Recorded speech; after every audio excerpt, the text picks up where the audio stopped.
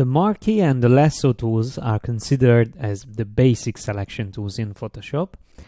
And there are a couple of things that you need to know about them, which might be asked in the exam.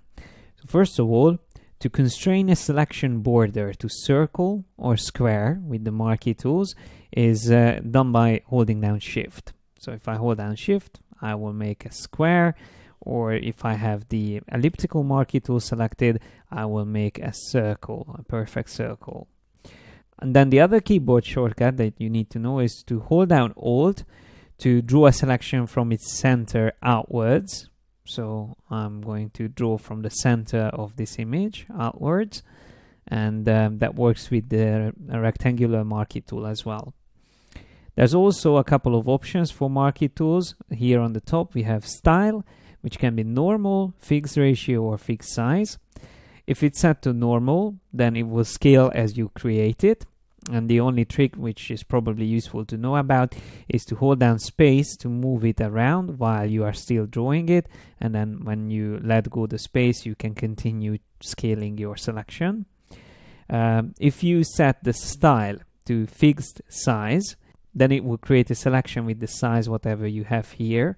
So 64 by 64, for example, then it will create that selection always. I can increase these sizes easily, and then my selection will be bigger. If I set it to fixed ratio, then I will have a fixed aspect ratio for my selection.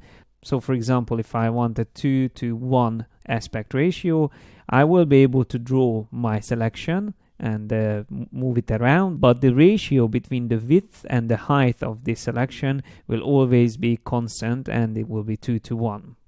So these are the things you need to know about the marquee tools. And then there are 3 lasso tools. First of all, if you have either the lasso tool or polygonal lasso tool selected, you can always temporarily access the other one by holding down Alt. So for example, with the polygonal lasso tool, as you can see, if I hold down Alt, I can temporarily switch to the free form lasso tool or normal lasso tool.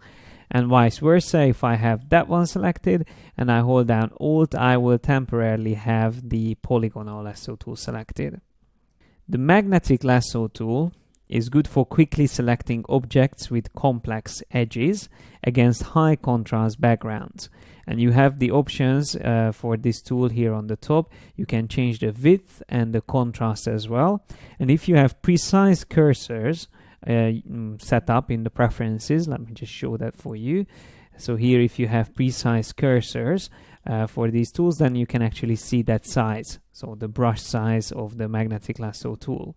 Now if I have this selected, I can start drawing over an area, and I can see how the magnetic lasso tool is searching for the contrasting edges. And this tool doesn't work in 32 bits per channel images, but it works in 8 or 16-bit images. That's something that you might ask in the exam. And you can press delete to erase always the last fastening point, or you can keep on pressing backspace to go backward. You can also press Command Enter or Control Enter to finish the selection. If you want to finish the selection with a straight line, let me just show that again to you. You can also hold down Alt and double click. So that will create a straight line between the last fastening point and the first one. The Command Enter or Control Enter to turn something into a selection or finish a selection works with the other lasso tools as well. So if I have, for example, polygonal lasso tool, make a selection like that, and then I press Command Enter, it will finish it and close it up.